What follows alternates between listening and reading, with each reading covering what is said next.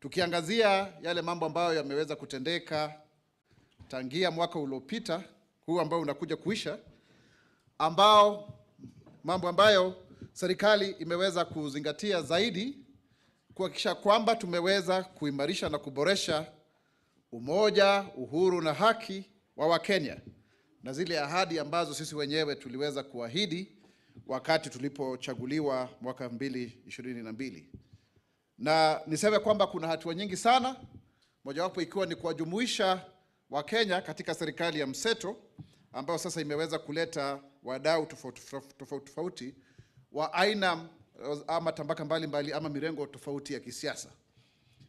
Kile ambacho tunaweza kusifia zaidi ni kwamba tumeweza kuhakikisha kwamba pesa ama makadirio ya serikali ambayo pesa ambazo zimeweza kutumika, tumeweza kupunguza sana ubadhirifu wa mali ya umma, kiasi cha kwamba sasa hivi utakuta kwamba hakuna ile miradi ambayo ulikuwa unasikia pengine ukiongea leo unaona kwamba pengine imeweza kuleta ufisadi na mambo kama hayo. Kama ni mambo ya inflation, utakuta kwamba mpurupuko wa bei, mfumuko huo wote umeweza kurudi chini mpaka 2.7%, jambo ambalo ni nzuri zaidi kutokea 9%.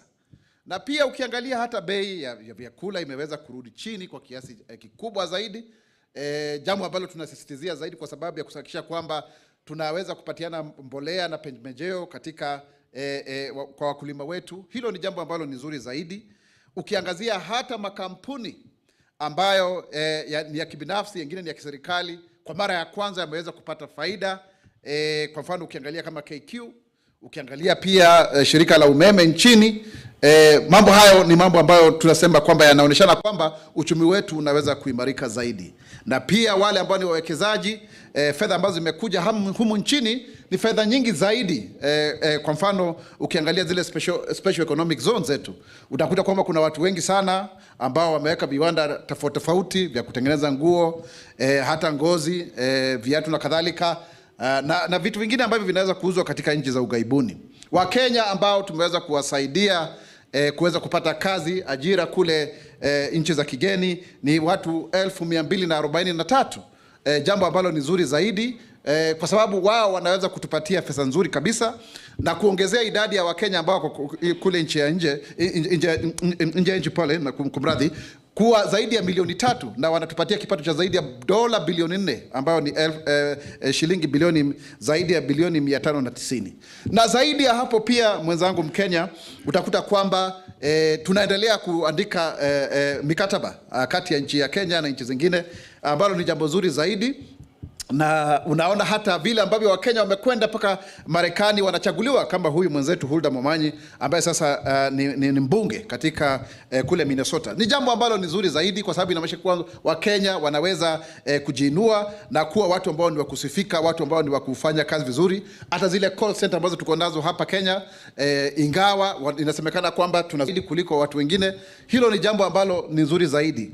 Ukiangalia masuala ya ukulima, jambo ambalo nafikiri tunafaa kusema asante kwa serikali hii kwamba sasa hivi tunanunua maziwa kutoka shilingi 37 mpaka shilingi 49.50 kwa lita moja ya maziwa, jambo ambalo lenyewe ambalo tuliweza kuahidi kama Wakenya, kwa Wakenya sisi kama serikali. Na pia tukahakikisha kwamba tumeongeza uzalishaji wa maziwa kwa kiasi kikubwa, kwa sababu kutoka lita bilioni 4.6 mpaka lita bilioni 5.2. Hilo ni jambo zuri zaidi.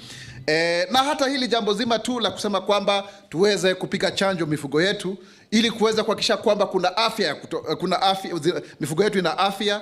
Utakuta kwamba ngozi ina faida zaidi hata kuliko ile nyama. Na kwa hivyo tuna bima ya mifugo yetu ambayo tumeweza kuweka rasmi na mpango wetu na Benki Kuu ya Ulimwengu, ndiposa tuweze kuhakikisha kwamba tuna soko nzuri ambalo linasaidia watu ambao wanafanya ukulima wa mifugo. Na hilo jambo limepigwa propaganda, lakini tunataka kusisitizia kwamba tunawarai wa Kenya waweze kukubali kuingia katika mpango huu ili kwamba mifugo yetu iweze kuwa ni ya bei nafuu, kwa sababu sisi kama nchi ndio ambao tuko na mifugo kiasi cha Kenya ndio ya 3 katika mifugo katika bara la Afrika, hakuna nchi nyingine, ni nchi mbili tu ambazo zina mifugo mingi kuliko Kenya. Na sasa kwa hivyo tuna uwezo mkubwa sana wa kuhakikisha kwamba tunasaidiana ili tuweze kuwa na ile bima, tuweze kuwa na kipato cha juu cha maziwa, cha ngozi, kwa sababu kila mwaka tunatengeza viatu milioni 25 za watoto wetu kama wanarudi kule skuli. Na ukiangalia pia hata kama mambo haya ya sukari, sasa hivi tulikuwa na viwanda ambavyo vilikuwa vimezorota, tukaondoa yale madeni yote. Mkenya mwenzangu, kuna sasa viwanda zaidi ya 17 ambazo zinazalisha sukari, na pia viwanda vingine vipya 4 ambavyo vimeweza kuwekwa, na hilo ni jambo zuri zaidi ndugu zangu, kwa sababu sasa hivi tuna zaidi ya tani 1089 za sukari ambazo zinaweza kuzalishwa hapa, na tunaweza kuuzia nchi zingine bila ya kununua sukari kutoka nchi zingine za kule mbali. Kwa hivyo ni jambo ambalo tunaona katika hususan upande wa kilimo tumeweza kupiga hatua sana. Saa hii watu hawazungumzi mambo sijui hakuna unga, hakuna nini. Hilo ni jambo ambalo tumeweza kulifanyia. Jambo pia tumeweza kuhakikisha kwamba katika ule mpango wetu wa G2G ambao ulipigwa sana na watu, kwamba sasa hivi tunaweza kununua mafuta. Tumepunguza bei ya mafuta kwa kiasi kikubwa zaidi, na pia kule kupatikana kwa mafuta ni jambo ambalo linafanyika kwa urahisi zaidi. Ni jambo ambalo linafanyika kwa urahisi, sio kama vile ambao wakati mwingine unapata leo kuna mafuta, kesho hakuna, sijui namna hii namna vile. Hilo jambo sasa limetupiliwa katika kaburi la sahau. Ukiangazia ikija kwa mfano mambo ya kuajiri watu hapa nchini, kwa sababu watu wengine wanauliza wakisema kwamba je, tunapeleka tu watu kule nje? La hasha. Hususan sasa hivi tumeweza kuadvertise watu waweze kupatiana maombi yao ya uajiri walimu zaidi ya 8,000, na kwa ujumla tumeweza kuajiri walimu zaidi ya 85,000. Hilo halijawahi kutendeka tangu uhuru. Hakuna serikali ambayo kwa miaka miwili hivi imeweza kuajiri zaidi ya walimu 85,000, ikikumbukwa kwamba nakisi ni ya walimu 116. Kwa hivyo tuko mbioni kuhakikisha kwamba tumeweza kukidhi hiyo nakisi na kuhakikisha kwamba walimu wetu wanaweza kuwasomesha watoto wetu. Kuna walimu ambao wamesajiliwa humu nchini 1805, wale ambao serikali sasa hivi imeweza kuajiri pasi kujumuisha hawa 8,000 ni walimu 410. Kwa hivyo na wengine 1,100 wameweza kusajiliwa, wameweza kuajiriwa na mashule ya kibinafsi. Kwa hivyo kuna walimu zaidi ya 300 ambao pia hawajaweza kuajiriwa, lakini pia wengine tuna mpango wa kuwapeleka hata nchi zingine waweza kufanya kazi kama kule Canada, kama kule Uingereza na kadhalika, ndiposa pia hata wao waweze kusaidiana na watu kule. Na kwa hiyo hilo ni jambo zuri zaidi kabisa. Na hata ukiangalia mambo ya madarasa haya ya JSS, tayari tumeweza kujenga, kuna madarasa zaidi ya 16,000, na kuna yale ambayo yako tayari, kuna yale bado yanaendelea kujengwa, kuna yale 5,000 ambayo yatajengwa kupitia mpango wa CDF. Lakini jambo lipo kwamba tuko katika pika za kuhakikisha kwamba ikifika Januari na ni kama siku kadhaa zinazokuja, kwamba hatutakuwa na shida kubwa vile ambavyo wengine walikuwa wanatarajia. Kwa hiyo ni jambo zuri tu tumeweza kupiga msasa. Tuna mambo kama haya ya ufadhili wa vyuo vikuu ambao pengine ameleta kasheshe kutokana na vile ambavyo koti iliweza kuamua, lakini sisi kama serikali tunasema kwamba tumeweka zaidi ya kitita cha bilioni 43 kwa miaka miwili mtawalia kuhakikisha kwamba vyuo vyetu vinaweza kujisimamia kwa njia ambayo inayofaa. Kuna wale wakosoaji wetu wanasema pengine bei imekwenda juu, lakini ni kwa sababu kwa muda mrefu sana hakukuwa kumefanywa takwimu za kutosha na makadirio ya kutosha kwamba je, mfumo huu mzima wa elimu ya juu unaweza kugharimu pesa ngapi kutokana na ile shahada ambayo mtu anaweza kuisomea, idadi ya wanafunzi, na pia tumekuwa na ongezeko kubwa sana la vyuo vikuu ambalo lazima tuweze kukidhi mahitaji hayo. Sio kama hapo awali ambapo tulikuwa tuna pengine vyuo vikuu 6-7 vya umma, sasa hivi viko vingi na pia hata vya kibinafsi. Pia ukiangalia katika mfumo wetu wote wa SHA ama taifa kia ukipenda, ni jambo ambalo limekuwa ni kizungumkuti kidogo, na tunakubali kwamba kumekuwa na pengine mwamko ambao hukuwa na mwanzo mzuri, kwa sababu kulikuwa na wakati ambapo tumeweza kuwa kotini kwa muda mrefu, lakini nashukuru kwamba tumeweza kulipa fedha nyingi zaidi ya bilioni 8.7 ikiwa ni madeni yale ya NHIF, na pia tumeweza kuwasajili Wakenya zaidi ya milioni 16.5. Hilo ni jambo zuri zaidi kwa mara ya kwanza, na pia ukiangalia zile hospitali za level 1, 2 and 3 ambazo pengine haziwezi kukidhi mahitaji yale, tumesema kwamba level 4 pia waweze kuingia katika mpango huu, ndiposa Wakenya waweze kufaidika. Na kuna watu wengi tu sana ambao wameweza kufaidika na jambo hilo, na pia tunajua kwamba bado hatujagonga ndipo kwa mradi huu wote, lakini bado tunaendelea kuhakikisha kwamba tunajizatiti ili kuimarisha aina ya huduma ambazo zinaweza kupatikana kutokana na mchango huu wote. Pia ukiangalia mambo ya Hustler Fund, tayari Wakenya wenzangu tumeweza kupatiana zaidi ya bilioni 60 na Wakenya zaidi ya milioni 24 wameweza kufaidika kutokana na mpango huu. Na pia ukumbuke kwamba Mheshimiwa Rais aliweza kuongeza siku zile ambazo lazima ulipe, na pia hata ile limit. Hilo ni jambo zuri zaidi, ndio Wakenya waweze kufaidika na hii mpango wote ambao tunaita kwa kimombo financial inclusion, kwamba kujumuisha na kuhamasisha Wakenya waweze kufaidika kutokana na mpango huu. Hakujawahi kuwa na mpango kama huu, na Hustler Fund sasa inaondokea kuwa kama ni benki ya umma ya mwananchi ya hustler ya yule kule chini. Kwa hivyo hilo ni jambo ambalo nafikiri tunaona kwamba ni jambo limeendelea zaidi. Ukiangazia wale watu ambao pia wamefaidika kutokana na mpango wetu wa kidijitali, zaidi ya Wakenya 182 wameweza kupata kazi ama ajira kutokana na mpango huu. Tuko na zile digital hubs zaidi ya 274, na tunatumai kwamba zitafika 1450 kila wodi ya nchi hii ya Kenya itaweza kuwa na mpango ule. Na ni kweli tumesikia hadithi, watu wakihadithia vile ambavyo wametengeza pesa. Kama kule Harvest wanatuambia wametengeza zaidi ya milioni 3, ukienda kule Kirinyaga Central na wengine wengi ambao sasa hivi wanaweza kujikimu, vijana wetu ambao wangepata ajira kama wangebaki tu pale, kama wana hiyo taaluma. Wameweza kufundishwa zaidi ya vijana 1693 wameweza kupatiwa nafasi hii ya kuweza kuajiriwa ama kufundishwa katika taaluma hii, na kuweza kujua kile ambacho wanaweza kufanya waweze kujisimamia. Pia ukiangalia utakuta kwamba kuna mambo mengi tu ambayo yametendeka katika anga za kimataifa.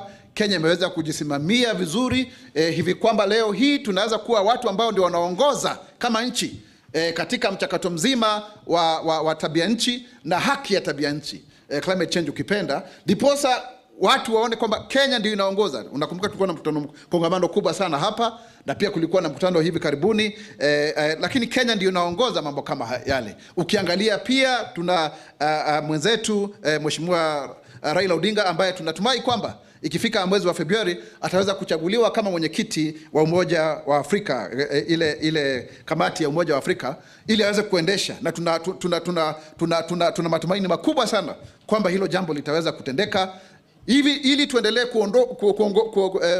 kupatiana uongozi katika nyanja hii. Na ikumbuke kwamba Mheshimiwa William Ruto yeye ndiye anaongoza mabadiliko katika Umoja wa Mataifa, na hili ni jambo ambalo linaendelea kupata kasi vile ambavyo tunavyokwenda. Pia zaidi ya hapo tumepeleka jeshi la polisi kule Haiti, na wanaendelea kulinda usalama. Kenya inajulikana kwa vile ambavyo imeweza kusaidia ulinzi wa nchi zingine tofauti kama kule Namibia, kama huku Kongo, kama Somalia na kwingineko. Kwa hivyo tunaendelea hata fauka ya kwamba tuna changamoto zetu za hapa nyumbani. Sisi tuko tayari katika mpango ambao uko sawa kabisa, na tunaendelea pia kupigana na mambo ya hizi pombe haramu ambazo zipo na haziegemei upande wote. Hakuna maeneo yanasemekana ni upande huu ama upande ule mwingine. Lazima tuhakikishe kwamba maisha ya Wakenya wetu vijana kwamba yapo salama. Hatutaki mambo ya ulanguzi wa madawa na mihadharati na kadhalika, kwa sababu tunataka kuwa na vijana wetu ambao wako na hali ya afya ambayo ni nzuri, ambao wana nguvu, watanashati, ambao wanaweza kuchangia katika maendeleo ya nchi yetu ya Kenya. Kwa hivyo tumepiga hatua nyingi zaidi, ndugu zangu wa Kenya wenzangu. Ukiangalia kama ni mambo ya nyumba, enda pale Mukuru uangalie hizo nyumba, utafikiri uko kule Marekani, New York, ama kule Uchina. Nyumba nyingi tu zaidi, maelfu zaidi ya nyumba 14, na tayari nyumba 4,888 zipo tayari kuweza kununuliwa na Wakenya.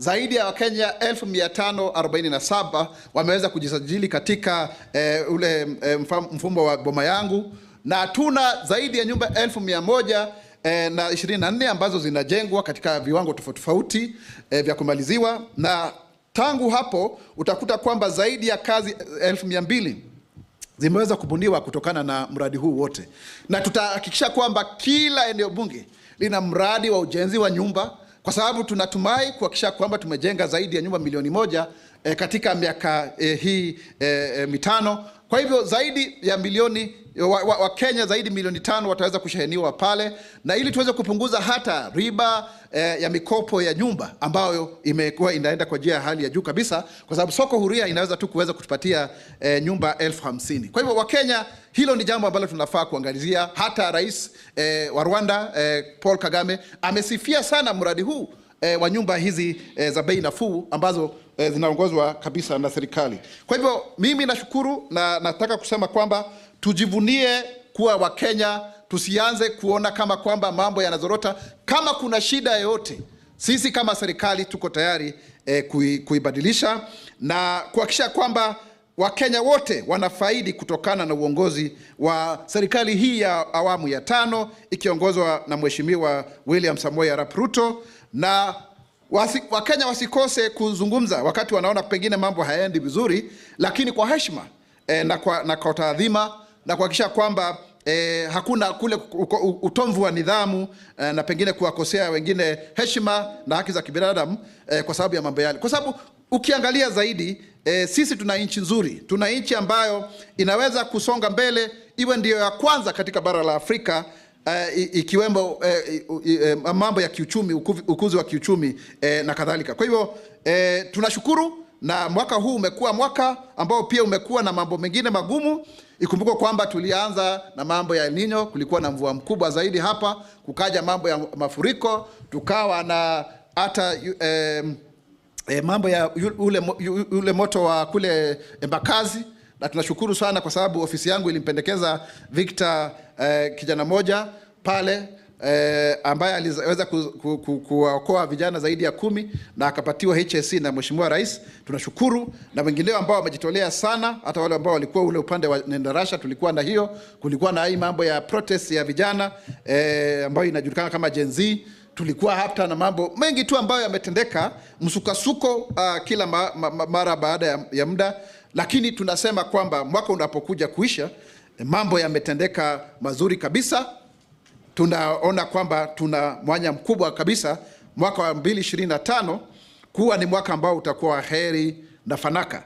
Changamoto zipo na zitaendelea kuweko, lakini tukiungana katika umoja na utaifa na uzalendo, tutaweza kusonga mbele kama nchi. Tukiungana, tukiwa na ile ari na motisha ya kujenga nchi hii, pasi kuzingatia makabila yetu, pasi kuzingatia mirengo yetu ya kisiasa, pasi kuzingatia jinsia na mambo kama yale mengine, tutaweza kusonga mbele.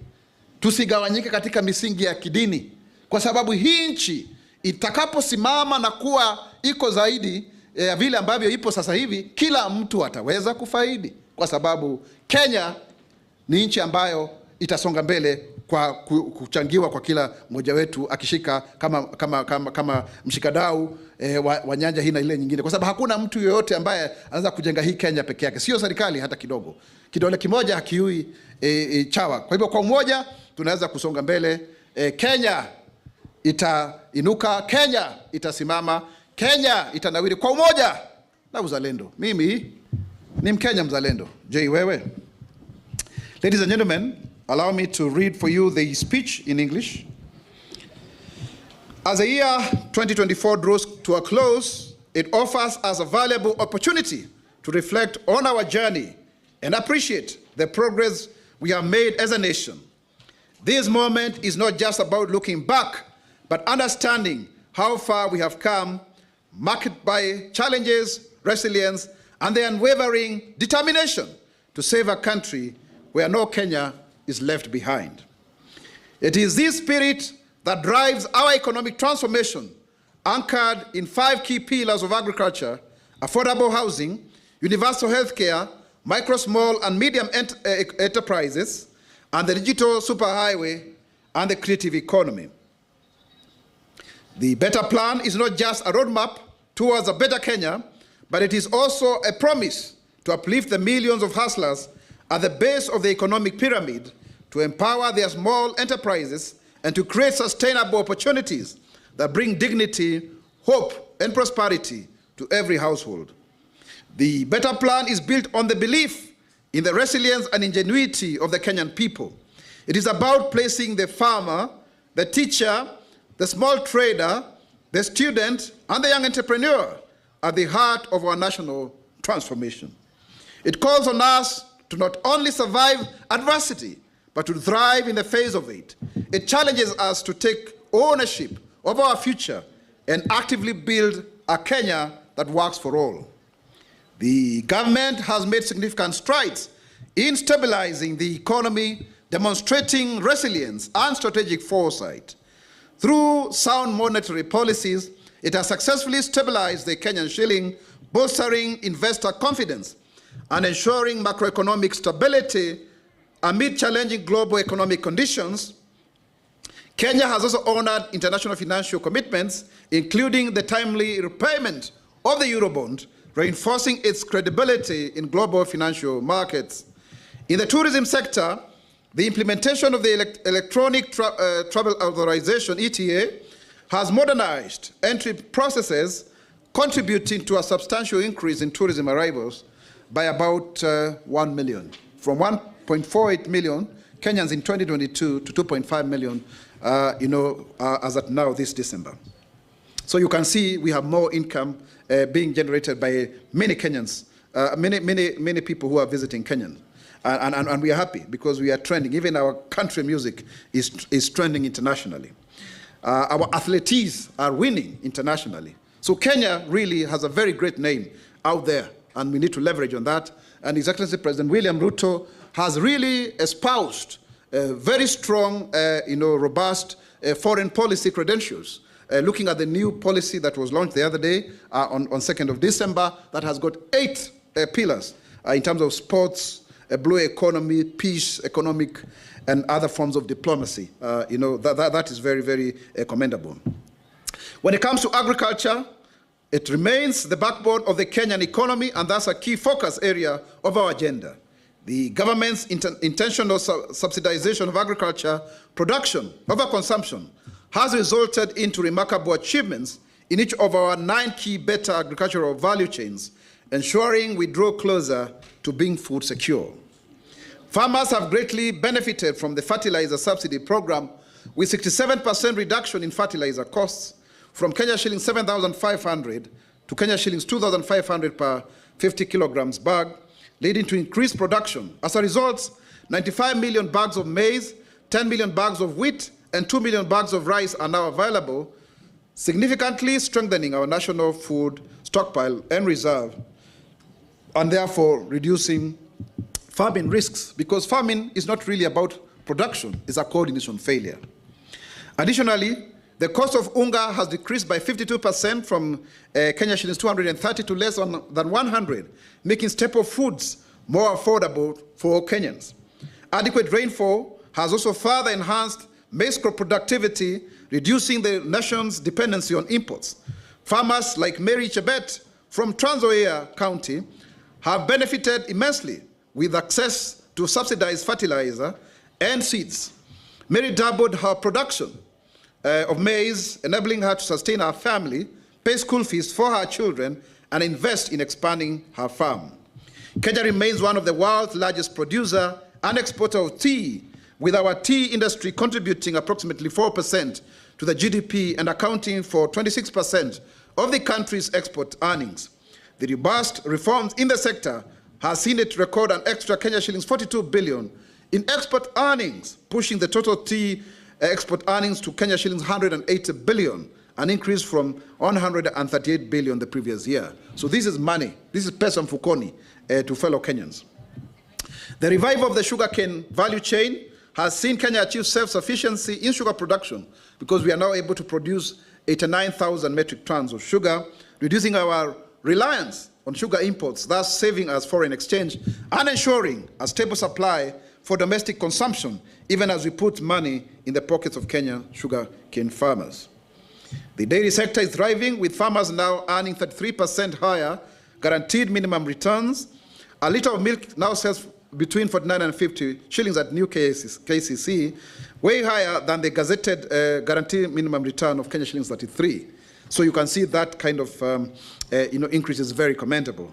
Our leather industry has recorded a 23.5% growth in employment, creating 21,000 new jobs opportunities across the country. These advancements highlight the potential of the leather sector to drive industrial growth and provide livelihoods for thousands of Kenyans. This will even get better once we undertake livestock vaccination to improve quality of our animal products, especially leather products, for the export market. Affordable housing. The Affordable Housing Program is transforming lives by providing decent and dignified homes, as well as creating jobs. A total of 124,000 affordable housing units are at different stages of development, with 4,888 units already put up for sale through the Boma Yangu platform. Over 550,000 Kenyans have registered for home ownership through the platform, with allocations done upon project completion. To date, the program has generated over 200,000 direct jobs, with projections to achieve 1 million jobs in the next 4 years, when the government rolls an additional 840,000 units. Additionally, a total of 213 artisans have undergone comprehensive assessment and certification under the government's Artisan Development Program. These are people who may not have gotten degrees or diplomas, but they have been certified out of experience. This ensures that their skills are formally recognized, enhancing their employability and opening up opportunities for higher wages, career progression, and contribution to the country's growth of the skilled labor force, and including increasing the participation of women in construction from 20% to about 30%, women engineers, plumbers, and all of that. Now, a good example is John Otieno, a young mason from Kisumu, who secured employment at an affordable housing project, and his earnings have now allowed him to support his siblings' education and start a small business for his wife. This ripple effect showcases how housing initiatives are not only just about building, but also about transforming lives. Very, very important. And we've had many cases of people in Homa Bay, in Nakuru, in Kirinyaga, in Bomet, in Kwale, who are benefiting from this project. The shift to shift, that is Taifa Care. The government reaffirms its commitment to delivering equitable and quality healthcare services to all citizens, guided by the right to health as guaranteed in the Kenya Constitution 2010. Community health promoters have been a cornerstone of our universal healthcare program, strengthening primary healthcare delivery across the counties.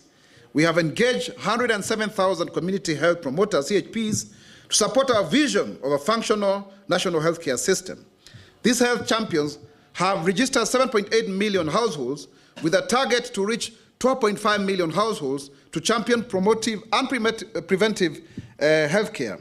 They have screened 6.5 million Kenyans for diabetes, resulting in 126,000 individuals being referred to healthcare facilities for further assessment. This is very, very commendable. It has never happened before. Additionally, the CHPs have screened 4 million Kenyans for hypertension, with 318,000 referred for additional care, while they have also identified and referred 247,000 pregnant women to antenatal clinics for critical maternal health care services. So this is in the preventive space, and also promotive. because we need to move to that more before we end up with a gridlock and backlog in our healthcare system. The rollout of Taifa Care under the Social Health Authority is a historic initiative that aims at addressing and overcoming long-standing barriers to universal health care. In just 2 months, Taifa Care has registered over 16.5 million Kenyans under the Social Health Insurance Fund, including 5.6 million citizens transitioned from the National Health Insurance Fund and registered 11 million Kenyans under the Social Health Insurance Fund. So you can see that breakdown.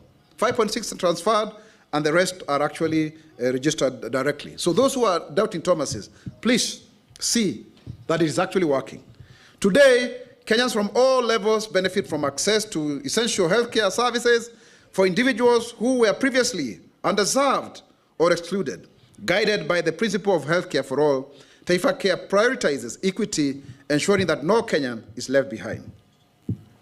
Coverage and benefits. Taifa Care provides coverage for critical care services, including ICU and HDU, admissions through a structured payment system based on facility type. Level 4 facilities, Kenya shillings 3,360 per day. Level 5 facility, Kenya shillings 3,920. And level 6 facility, Kenya shillings 4,480. Each household is eligible for up to 180 days of critical care services annually at empaneled facilities. So please, if you are a facility out there, you are yet to be empaneled, kindly register so that Kenyans can benefit. The Ministry of Health is establishing a committee in line with Regulations 4 of the Social Health Insurance Regulations to review tariffs and benefits, ensuring sustainability and responsiveness to healthcare needs. Take the case of Amina Hassan from Garissa County, who for the first time accessed life-saving surgery through Taifa Care without worrying about the cost. Her story is a reflection of the transformative impact of the program, which is ensuring timely and affordable healthcare for millions.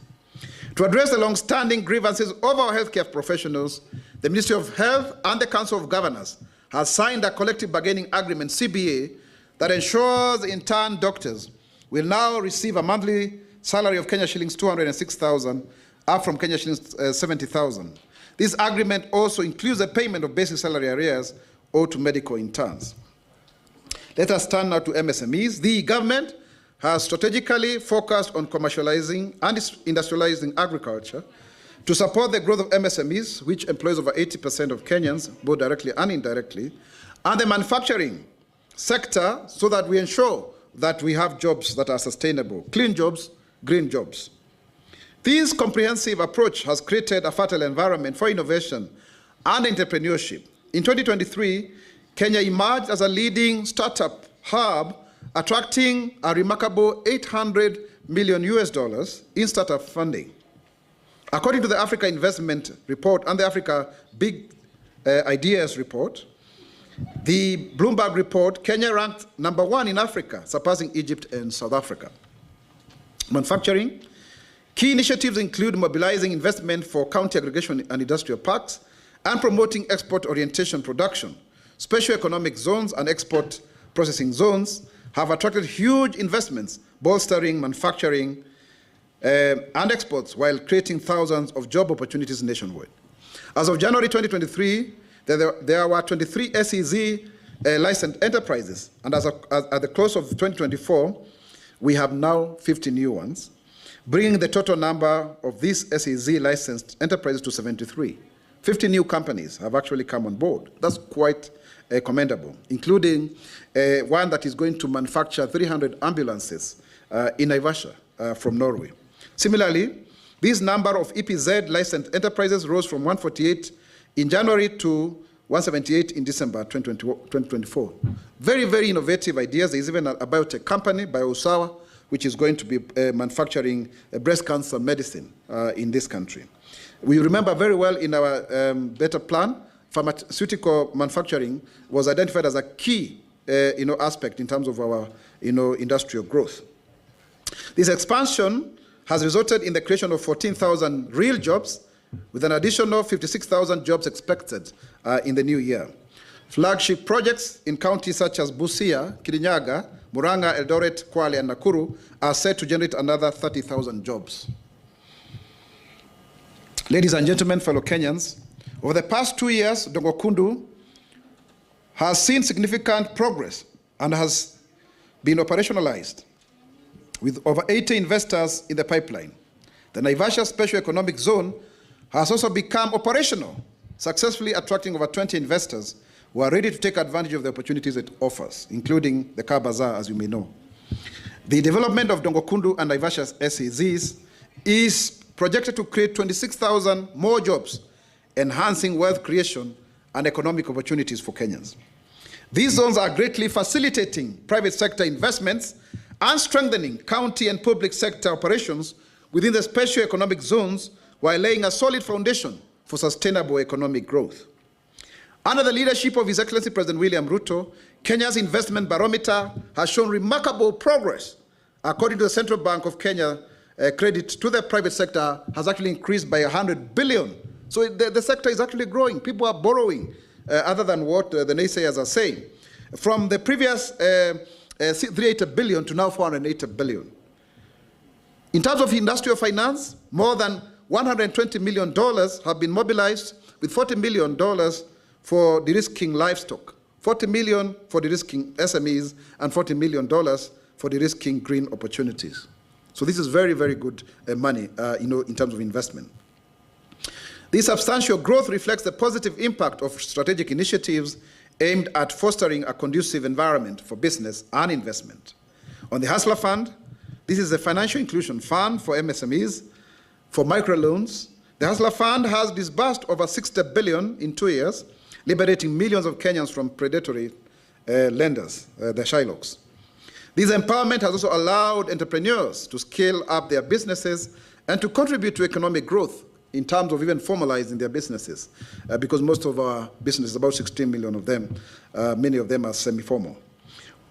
One such entrepreneur, James Mwangi, a boda operator from Nakuru, who used the Hustler Fund loan to repair his motorbike and eventually start a small fleet, is very happy because he now employs 3 other people who are as riders to demonstrate the growth that comes with this inclusion fund. To further support MSMEs, the introduction of the bridge loan offers large facilities with longer repayment periods, enabling Kenyans to pursue bigger opportunities for investment. On the digital superhighway and the creative economy, we are happy to report that more Kenyans are able now to access government services, because there are 20,885 services under e-citizen, and that is really commendable. A neighboring country here, which I don't want to name, they only have 350 services. Now we have 20,855, and we have 274 digital hubs, and we are inching closer to the 1450 ones in every ward, to create job opportunities through the Ajira Digital and Jitume digital initiatives. The government has already been able to educate or to equip 693,000 Kenyans with ICT skills. And we have very many people, who have been able to get money. As I said earlier, 3 million shillings that has been realized somewhere in Rift Valley. For example, in Murang'a, Faith Njeri transitioned from Ajira digital training to a freelance career in graphic designs, earning a stable income and supporting her parents. The government has also established 1,360 Wi-Fi hotspots across 47 counties, providing free internet access and addressing the digital divide. These hotspots, located in strategic areas such as markets, have had a transformative impact on local economies. For instance, the hotspot in Githurai market has enabled traders to receive more orders online, significantly increasing their revenue. This access to reliable internet has also created opportunities for employment as traders expand their operations, and has empowered the youth to run online shops, fostering digital entrepreneurship and boosting economic growth at the grassroots level.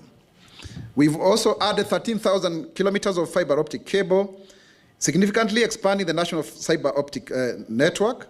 This initiative has connected remote areas and ensured that over 74,000 public institutions, including schools, hospitals, and administrative offices, now have reliable internet access. This has enhanced connectivity in driving digital transformation, improving service delivery, and bridging the gap between urban and rural communities. Further, we have the Open University of Kenya, which now has a registered number of 3,829 students. They've just graduated, some of them, with some of the skills. Like Chalo, who is a student at the university, is now able to work and at the same time get an opportunity to still go to school. In the creative economy, Kenya is actually preparing to host the 2026 World Creative Economy Conference, signaling the country's commitment to celebrate our talent and showcase our vibrant culture to the world. Hosting this conference will be a bold declaration of Kenya's leadership in this regard. We have created a lot of jobs, as I have said earlier, just to mention but a few, 182,000 jobs in the digital space, over 85,000 teachers employed, 243,000 out of the country. In the last 2 months alone, 12,000 Kenyans have actually gotten jobs abroad. And we are now trying to negotiate with 7 countries in terms of bilateral frameworks, labor mobility frameworks. And that is very good. And 2 more are also awaiting signatures, so that we have up to 2 million Kenyans going to go abroad in our Kazi Maju program. This is very, very important because we are able to rake in the year 2023, we are able to rake in over $4 billion. That's about 590 billion Kenyan shillings at the current rate of 130, knowing very well that the dollar has come down from 162, gaining to 130, which is very commendable. And then, of course, we are trying to revitalize and rehabilitate the Nairobi River, even with the support from China. 21,560 Kenyans are in the Climate Eco Works program, which is really good because we target to go up to 200,000. And we hope that that actually is going to be very transformational.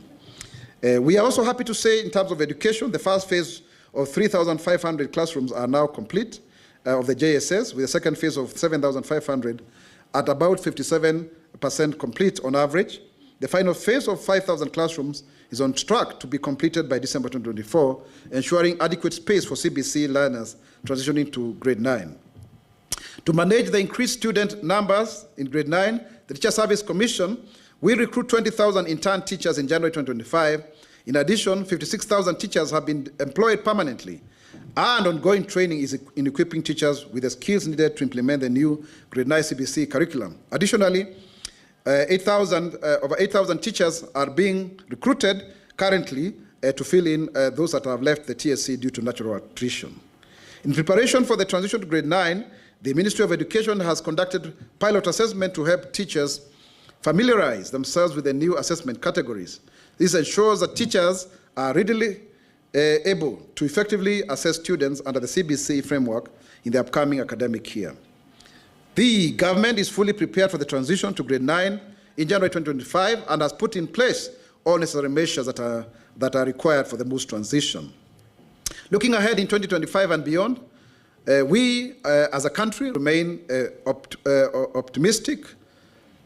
The government is very confident that we can expect sustained efforts to build on all of the above achievements and more. Our focus will remain on enhancing productivity, fostering innovation, and ensuring inclusivity in all sectors.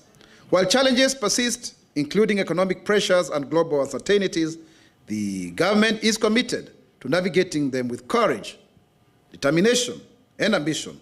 We urge all Kenyans to remain optimistic and actively participate in shaping our nation's future. For we reaffirm that the government is on course towards fulfilling the promises it made to Kenyans. Kenya itainuka, Kenya itasimama, Kenya itanawiri kwa umoja na uzalendo. Mimi ni Mkenya mzalendo. J. Wewe, Mungu ibariki Kenya. Merry Christmas and a prosperous New Year 2025. Thank you. Thank you so much, sir, for that insightful statement. Now, ladies and gentlemen, the floor is yours. We'll have a few questions.